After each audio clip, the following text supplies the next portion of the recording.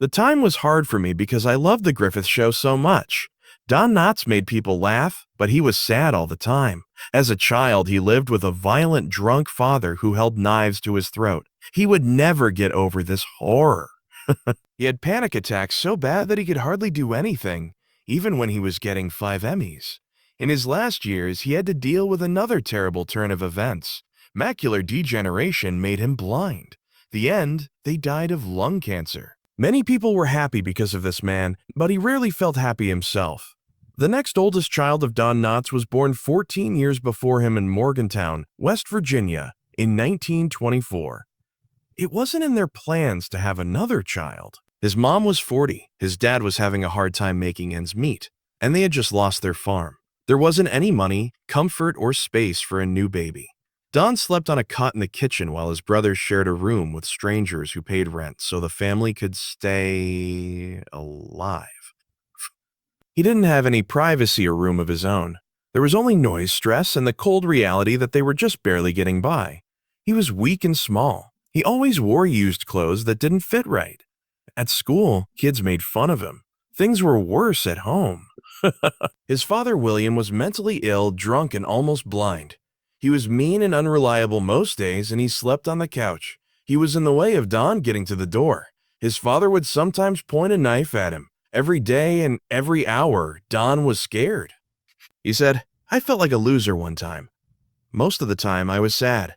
His father passed away when he was 13. Even though it was sad, Don felt like a weight had been lifted off his chest. Fear didn't go away, though. He had 3 older brothers who turned mean because they grew up in better times. They drank a lot, fought a lot, and sometimes they got mad at Don. They thought he was weak and not useful. Shadow, one of the brothers, was different. Laughed. He made fun of her. He made Don's dark world a little brighter. Don lost the only person in his family who had ever made him laugh when Shadow died of an asthma attack. Since Don had no one to lean on, he felt alone. He made up friends in his head. He made up stories in his head. That's how he dealt with it. That's when he learned ventriloquism. He made a fake person named Danny and began acting at schools, churches, and other public events. He was only 15 years old. It wasn't just for fun. It was a way out. People clapped for him for the first time. Not for his family or the fake, but just for him. In New York, he tried his luck, but failed. He went back to his home state and started at West Virginia University. Then there was World War II. 1943, when he was 19, he was called up. People thought he was a Marine who taught drills. That story was not true. Don wasn't made to fight. He was too skinny and scared. He was sent by the Army to the 6,817th Special Services Battalion to amuse the troops. Did a variety show for the military called Stars and Gripes while I was abroad. As he went from island to island, he helped keep the spirits up. He used his fake Danny Hooch Matador at first. Don had been ventriloquism since he was a child, but something changed after 2 years of it. He started to get angry. His jokes made more people laugh than his own. Danny kept taking over the show, even though it was meant to be his. Someone else on stage, Al Chico, could also see it. A piece of wood was making Don tired of being second fiddle. In 1945, everything was different. Don was on a ship going across the South Pacific on his way back to the United States. He took the fake and threw it overboard one night. Don later said that he thought the dummy was screaming like it was living as it sank, but he wasn't sorry about it. It was like cutting a chain at that moment. He was no longer going to hide behind a dummy. As himself, he was going to make people laugh. When I got back home in January 1946, I went back to West Virginia University. He went to school thanks to the GI Bill. He studied theater, acted in college plays, and began to develop the tense, jittery persona that would become his trademark. It was just him this time. There's no fool, just Don Knotts. Some people became aware. He met a woman named Catherine Metz while he was in school. They were very different from each other. She was calm and thoughtful. She was also going to marry someone else. Don didn't back down, though. He went after her. It worked in some way. They got married in 1948. Don got his degree in acting that same year. Don Knotts left West Virginia in 1948. with a degree in acting and a $100 loan. He was only 24. A simple dream of his was to become an actress. He took a bus to New York City, thinking that the fact that he had entertained soldiers during the war would help him get a job. New York didn't care, though. He got chewed up by the city. He tried out for radio jobs one after the other. They didn't just turn him down, they ignored him too. Someone from Morgantown who was skinny and shaky wasn't known what to do by the staff. At the same time, he married K-Mets. While the bills were coming in, people lost faith. He almost gave up. But the same army ties that helped him get a part in the war also saved his life. He slowly found work. It wasn't exciting, but it was something. In 1953, he got a part on Search for Tomorrow, a national TV soap opera. That made everything different. He played Wilbur Peterson, who wasn't funny and was just a scarred, neurotic person who wouldn't talk to anyone but his sister. Don had to look deep into his own past to bring Wilbur to life. He grew up poor with a mentally ill father. He didn't give up even though it was heavy. In 2 years, he was in about 500 shows. He kept going even though he was tired or worried. Casting directors paid attention to him after that part. It also got him to Broadway very quickly for Sergeants, where he met Andy Griffith. He also got a small part on the kids' show Howdy Doody around the same time, in 1954. Millions of people watched it. That's where something worked. He was a figure named Tim Tremble, who was very twitchy. Kids laughed at that crazy, tense energy, and adults took notice. What began as a silly child's part turned into a practice run for the role that would make him famous. He wasn't just acting nervous. He was nervous and funny about it. It wasn't easy being behind the camera. Don was very worried about his health. He always thought he was sick, even when doctors told him he wasn't. He would wake up sure that he had something very bad.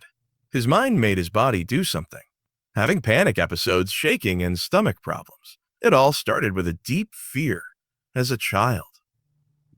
Now that fear was back, it was mixed with the stress of being in show business. He did Howdy Doody and Search for Tomorrow at the same time.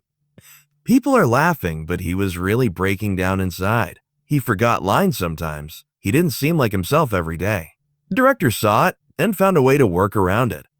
At the end of the day, he always came through. However, the drugs made him less sharp off screen and made it harder for him to control his feelings. Before 1956, Don Knotts was just another actor who was having a hard time. He got a big break when he joined the Steve Allen Show and played the strange, fidgety man.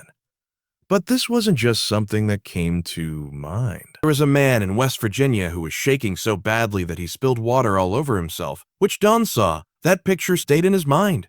After many years, he dreamed about it again. He got up, wrote down the stunts, and then made it into a hilarious joke. America soon knew what he looked like.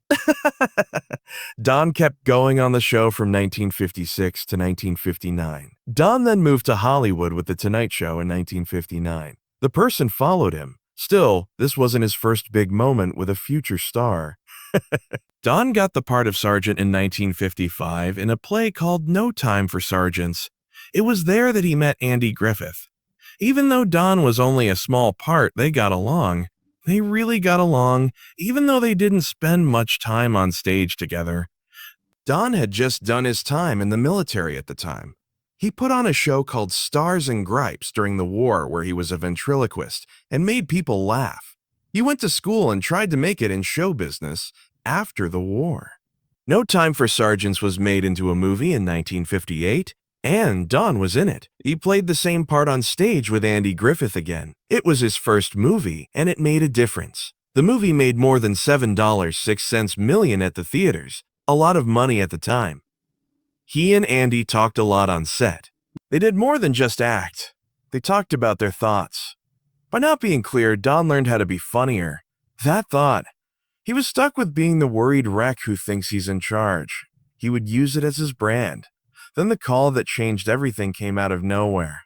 The date was February 15, 1960. As Don watched TV at home, he saw Andy Griffith as a small-town sheriff on the Danny Thomas Show. That was the first episode of the show that would become Andy Griffith. Don called Andy right away when he picked up the phone.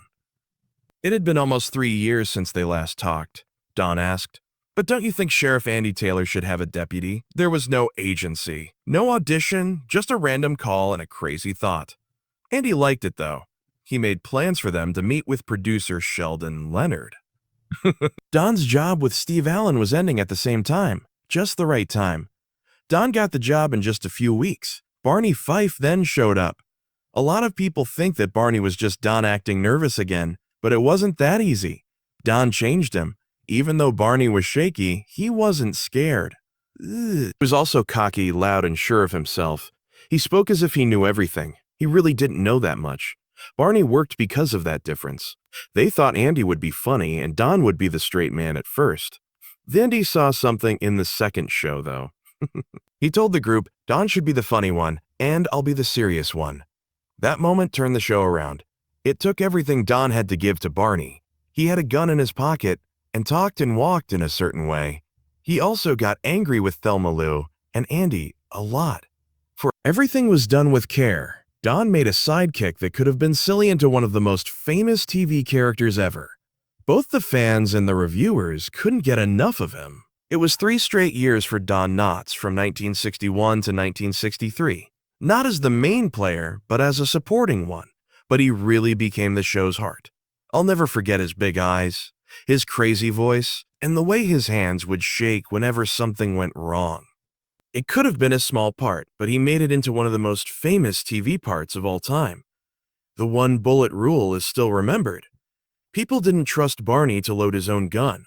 He had to keep that one bullet in his shirt pocket, because Andy told him to. It was still possible for Barney to shoot the ceiling by chance.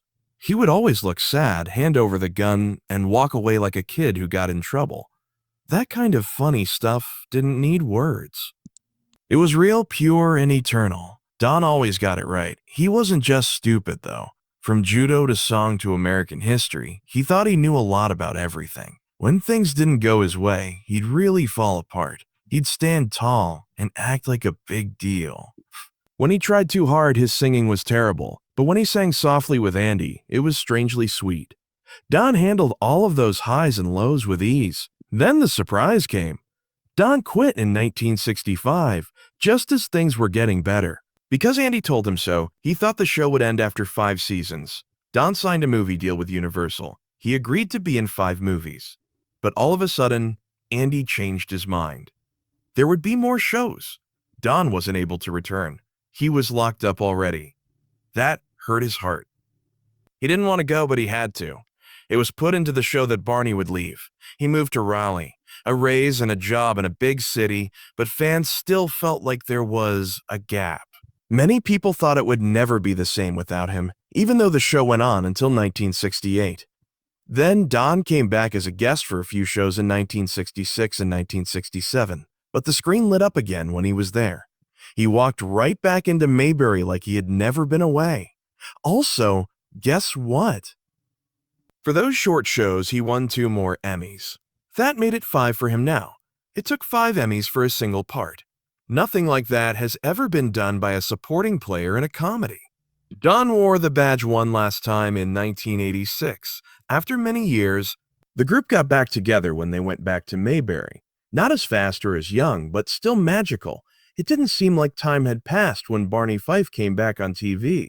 As of 1964, Don Knotts was no longer a TV partner. He was the star of a strange little movie called The Incredible Mr. Limpet. It was a mix of cartoons and real life. He played a quiet man who was crazy about fish and turned into a talking fish who helped the Navy find Nazi subs. It may sound silly, but it kind of worked. Not a huge hit at the box office, making what would be about $35.07 million today. But it showed something important. Don Knotts was good enough to carry a movie by himself. Don did something brave that same year. He thought that the Andy Griffith Show was coming to an end. So he signed a deal with Universal Studios to be in 5 movies. The show didn't end though, and Andy Griffith kept going without him. Don wasn't able to return. He had to make the movie. It turned out that Choice was the beginning of something big. The Ghost and Mr. Chicken, his first movie for Universal, came out in 1966 and did very well at the box office. It took about $670,000 to make something that earned at least 5 times that amount.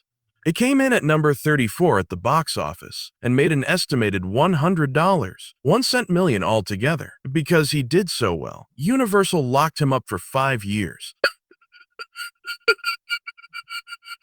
Don had a run. In The Reluctant Astronaut, 1967, he played a man who was afraid of heights but was forced to join the space program.